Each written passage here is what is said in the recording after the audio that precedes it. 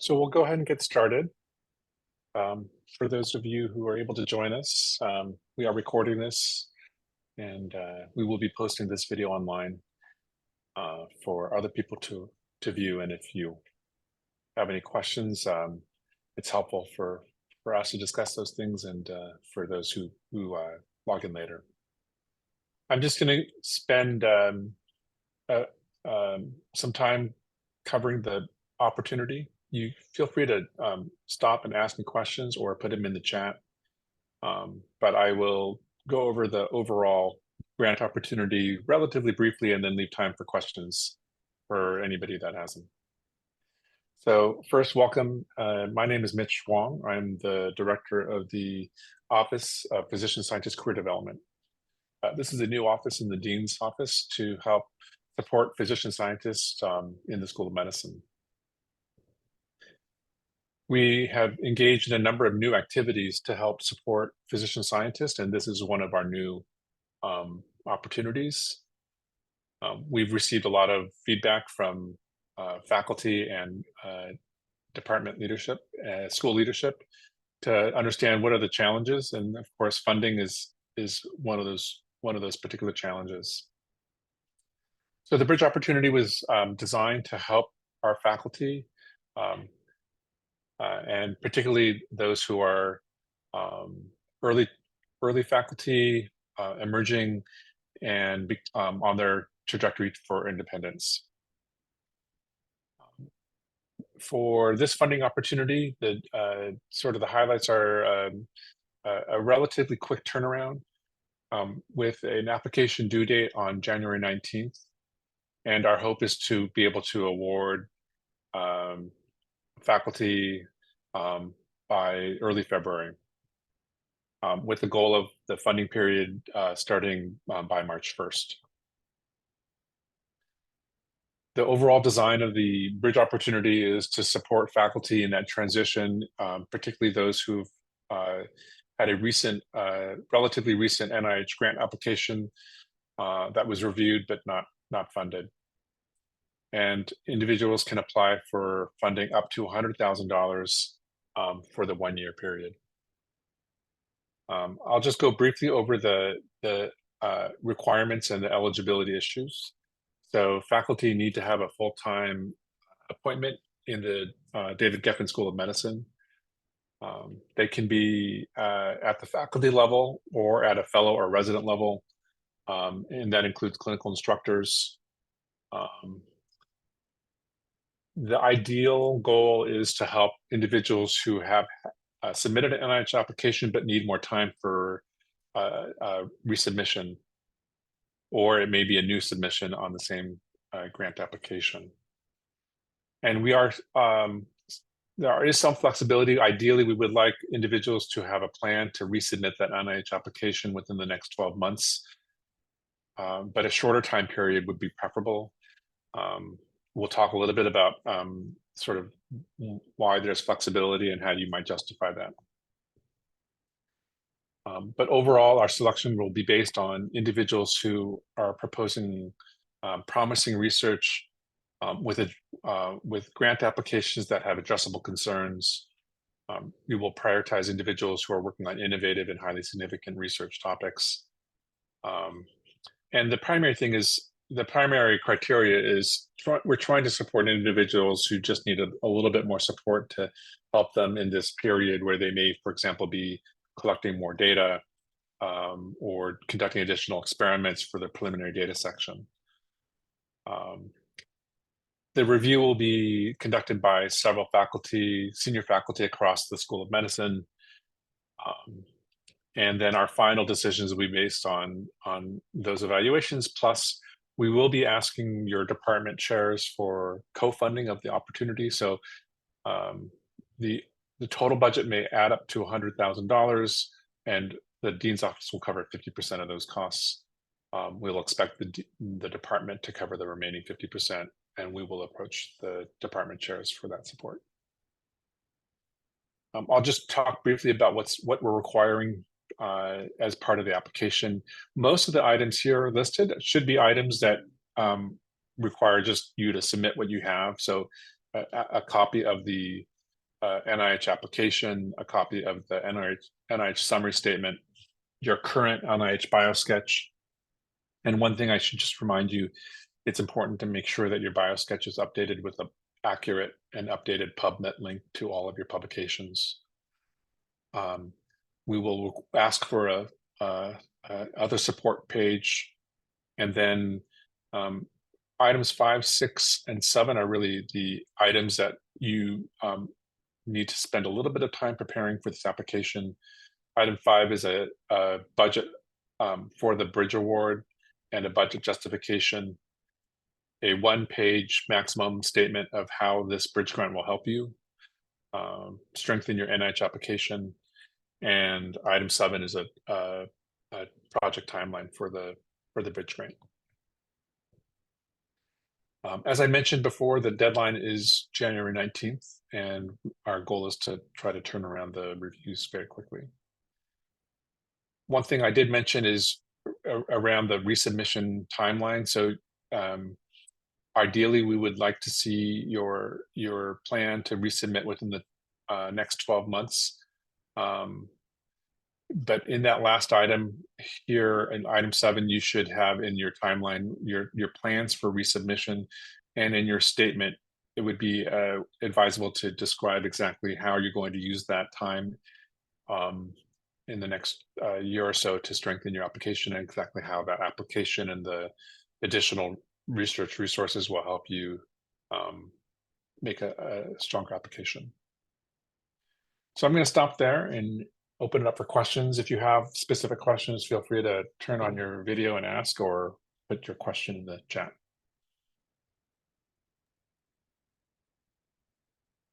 Hi, Mitch. I have a question. This is Jocelyn. Hi, Jocelyn.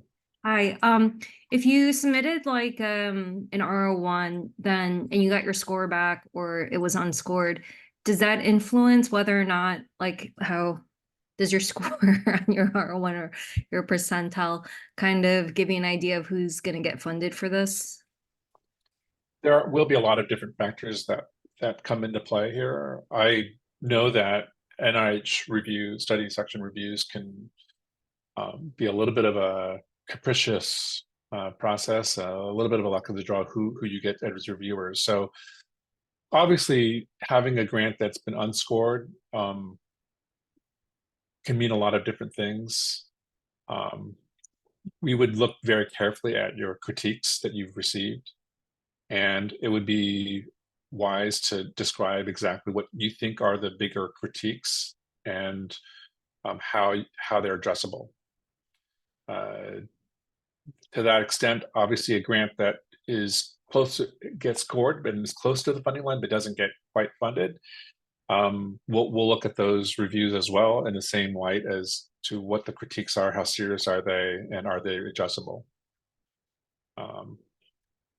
But we are looking to help people who need our support, and if you can make an argument for why the money that we would be able to provide to you would be critical to help you get the application into the fundable range, the better you can make that argument, the better off you are. Does that answer your question? Yeah, thanks, Mitch. Sure. Hi, Mitch. So, I mean, this is a great thing to see being offered. I think it's awesome. But question about is it that grants just don't have how is it defined that the grant is not funded? Does the council meeting have to have occurred, or is it just a grant that's scored that is not within the publicly posted fundable range? Right. Yeah. So that's a good question, and if the grant has been recently reviewed, and you have a score, a clearly fundable score, we might find out exactly what is going on to understand why the grant hasn't been funded yet. But it may just be, if it seems like it's just a matter of time that the grant will be funded and NIH hasn't gotten around to funding it, I guess it would be important for you to make an argument why you need additional money at this time. I would suspect the more likely scenario is where you have a score that's on the bubble and you're not, it's unclear as to whether it'll be funded. And we know lots of investigators who are in that range, and the program officer is not going to tell them whether they have to Exactly, resubmit or not.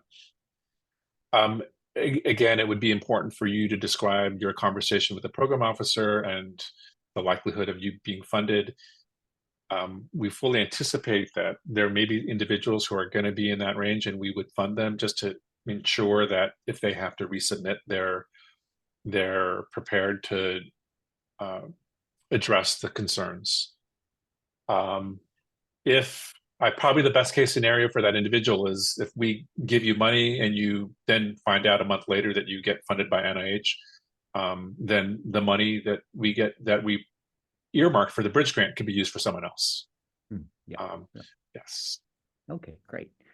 And could you comment a bit about the budget? Is there an expectation for budget allocation, like percent salary support for the investigator versus staff versus research? Is there some expectation for that?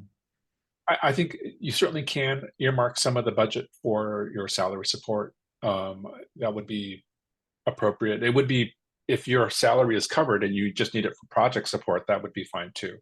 We leave it to you to decide how to best use the money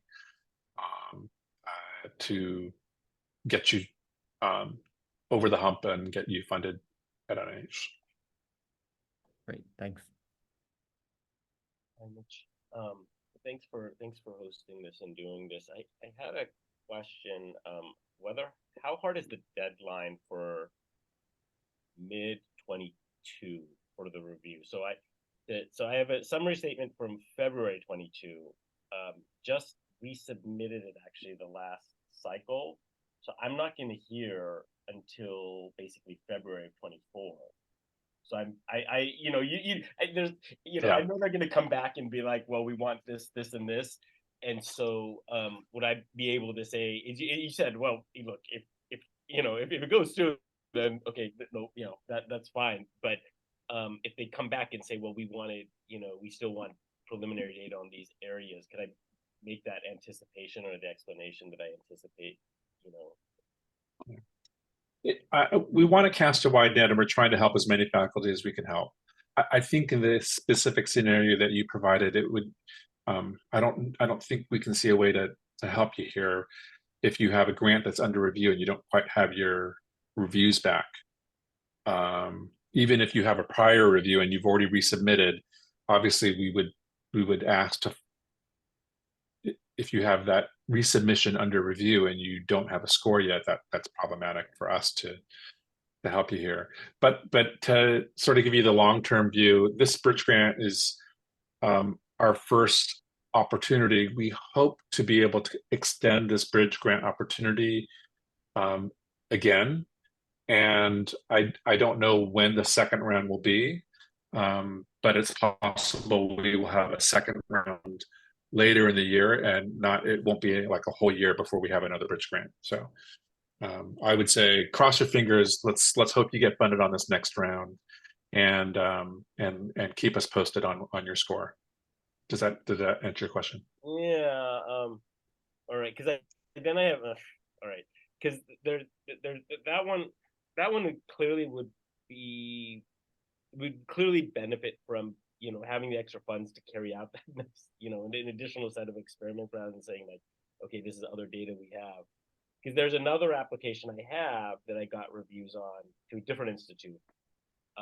That one just is not as positive. The other one, at least, it noted more strengths and weaknesses. This latter one, I think, was just, honestly, it's related to reviewers who, honestly didn't do due diligence in many respects. That happens, and I understand that sometimes reviewers miss things or misunderstand what you've written. I will again just reiterate that if you have an application that has been reviewed but not funded, that's not currently under review. Maybe I should have made that clear with the way that we described the opportunity. But this is not for, if the grant is currently being reviewed by NIH, that is not something that we would be providing bridge funding for. You'd have to wait and see what the score comes out. Right. Yeah. No, that's what I'm saying. So this other one, so you could is not under review right now, because I got those back. And you could submit. You could apply for bridge granting for that other grant for sure. Yeah. Okay, so we have one that was reviewed. It scored a 20, so we don't know if it's going to make it or not. It's going to go before council in end of February. And but the reviewers requested some additions to the grant, which would go beyond the budget. They want us to do things that we don't have any money to pay for. And would this bridge mechanism possibly come into question for that sort of scenario? Absolutely. I think that's a very good example. We would certainly encourage you to submit a bridge application for that grant, particularly if it doesn't get funded this round and you have to do additional experiments. Then we'd be happy to support those additional experiments so that you get funded out. Increases your likelihood of getting Okay, great. And we know the RFA has been reissued for this year, so it will be possible to resubmit in modified form, I think, because this is already the resubmission, and I think you can only resubmit once under the current NIH rules, but you're allowed to change it up and put it in. Right. Okay. And that's a reminder, by the way, so that let's say, for example, in your scenario, Dr. O'Neill, that you get the bridge grant, and then you find out that NIH, you go through council, and then NIH decides, oh no, we have the extra money, we can put you through. So we would expect you to give up the bridge grant at that point and return. Not, you won't return the money, but we would expect you to sort of transition from the bridge grant back to the NIH funded grant. Right. I see, because I thought we could use the funds in any case to finance the additions that were requested by the reviewers, or perhaps expand the grant in various ways. But anyway, so you answered my question. Thanks. Yeah. Okay, great. Hi, Dr. Ong. I have one question. Sure. Hi, I'm Danny, resident physician at UCLA now. So I'm planning to submit the NIH application, but it hasn't been submitted yet. So regarding the eligibility criteria, so this bridge funding is considered for resubmission or new submissions. So am I eligible for this grant, or maybe only resubmission is considered? We recognize that some people need to take a particular grant project and it requires multiple submissions to get funded. So if you've submitted once and you have an opportunity to resubmit a revision, we can help with the transition between the first submission and the second submission. If you've already submitted twice, the third time it goes in, it'll have to be a new submission, which is the way it's written here. So we understand you might have had a grant that gets reviewed. It's a review of a resubmission. So the next time it goes in, it'll be a new submission. And again, the bridge grant, we don't distinguish between whether it's a second submit, first revision or a second revision. Does that answer your question? Okay, so it is not eligible for the totally new submission. So if it's a totally new submission, right, you'd have to wait to get your reviews and your comments back to apply for a bridge grant. Okay, thank you for your answer. Sure. Can I ask another question? Please. Mitch, so the part about where your department needs to approve, your chair needs to approve 50% co-funding, are we supposed to contact like our chair Dill Abel or something like that and ask him get a letter from him, or what do you? Yeah. That's a good question. So at the end, I won't bring up the RFA again, but the last item says that no, you do not need to get approval from the chair on your own. So our goal is to take a look at all the faculty who we can support, identify the ones who will need our support the most, the ones who have very promising science, who are very close to, but not quite there yet, to getting their independent funding or their first K award, for example. And then we will, as the dean's office, go to the chair and request support for you. And then are you guys, will the review committee, do they consider ESI at all? So we This did not make a statement about ESI here. Obviously, our goal across the School of Medicine is to support diversity in the School of Medicine at all levels, including faculty, residents, and fellows. It is a priority for the Office of Physician Scientist Career Development to increase our diversity. So it is a factor in how we make our decisions, and absolutely, we would like to see more diversity among our funded investigators here. Okay, thanks, Mitch. Hi, Mitch. Hello, Gloria. Nice to see you. Nice to see you as well. I had a question in terms of planned resubmission date. So both in terms of eligibility and selection criteria, if you're planning to resubmit a grant in, say, March, is that delta between March 1st and, whenever it goes out, is that enough of a time that you're still eligible for this funding? It could be an issue. You're talking about March 1st, 2024. Mm-hmm. The goal is to help you in that transition. If you can make a case for how the money would be used to help you in that transition, you should make that argument. The intention was to help you strengthen your application. Obviously, if you're submitting for March 1st, and your application is already being reviewed as you would get funding, it'd be hard to make that argument. But if you can make another argument for how the money would be helping you to transition to independence, then you should make that argument and let us know why you think that the Bridge Grant would be helpful for your career. Got it. Thank you. Yeah.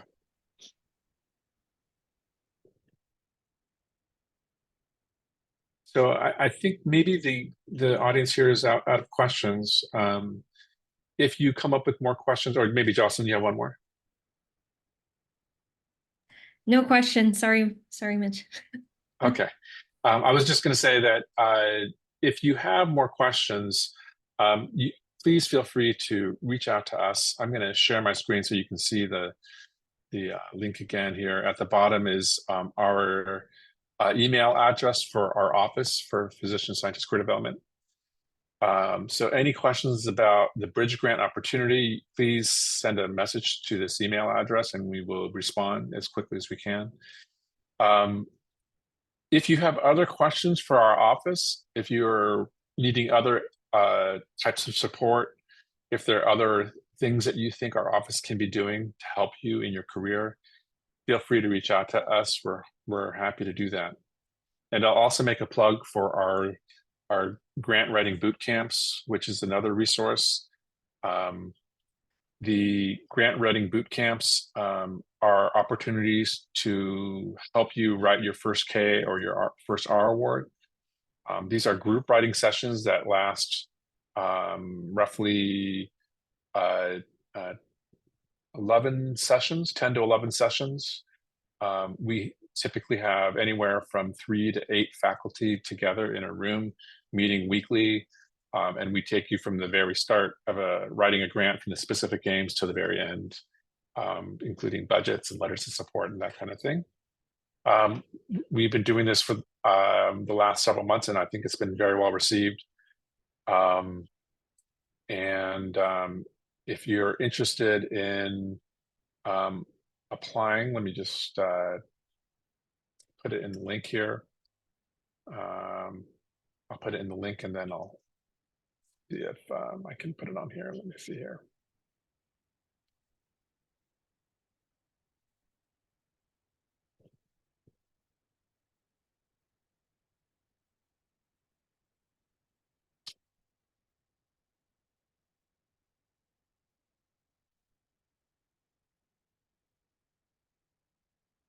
Let me share the screen here. So this is just a brief description of the general framework for the boot camps. Again, 11 sessions. They usually typically run 2 hours per session, and they meet weekly. And we go over each aspect of the grant application. At the very bottom here is a link for signing up for the boot camps. That link is active now, and our next boot camp will start roughly in May and run through September.